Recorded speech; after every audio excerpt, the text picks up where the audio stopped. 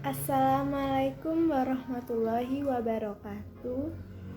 Perkenalkan, nama saya Aisyah Nabilatul Ula dari kelas 12 MIPA 5. Di sini saya akan membuat video tentang sifat koligatif, yaitu cara pembuatan es putar. Nah, kalian tahu tidak cara membuat es putar? Kalau belum tahu, mari kita simak video berikut ini.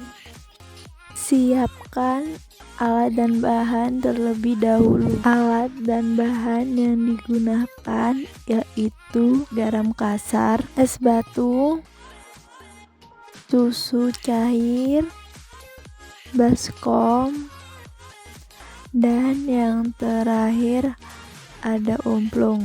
Setelah menyiapkan alat dan bahan, kita simak video cara pembuatannya.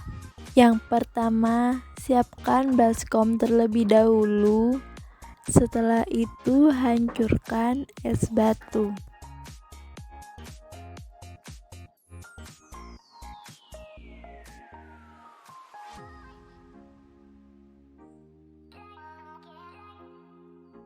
Setelah esnya dihancurkan, taburi garam kasar di atas es batu secara merata. Setelah menaburi garam kasar di atas es batu, setelah itu taruhlah omplong di atas es batu yang sudah dikasih garam kasar.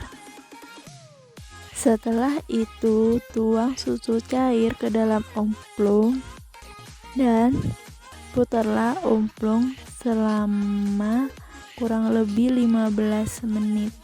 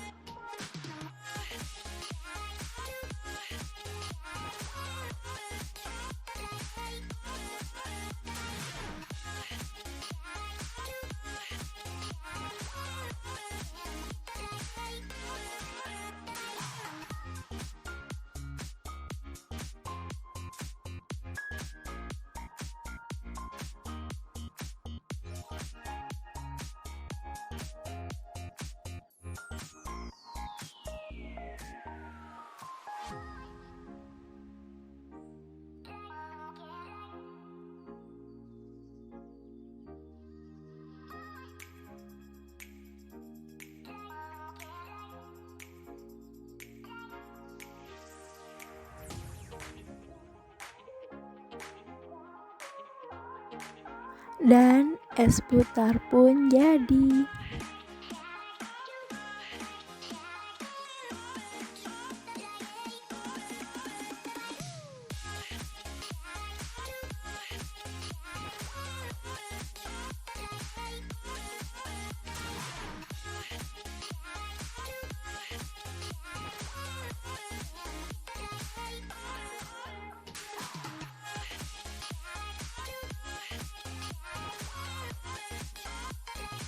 Nah, itu dia cara pembuatan es Beberapa saat diputar, terlihat gumpalan es kecil yang terlihat di bagian luar kaleng, dan es mulai mencair dan menyatu dengan garam.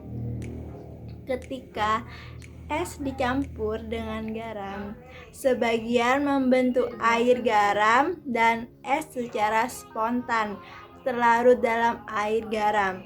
Akibatnya, air garam semakin banyak. Temperatur yang diperlukan adalah -3 derajat Celcius atau lebih rendah. Di dalam segumpal es, molekul-molekul air terstruktur membentuk tatanan geometrik yang tertentu dan kaku. Tatanan kaku ini rusak ketika diserang oleh garam. Maka molekul-molekul air selanjutnya bebas bergerak kemana-mana dalam wujud cair.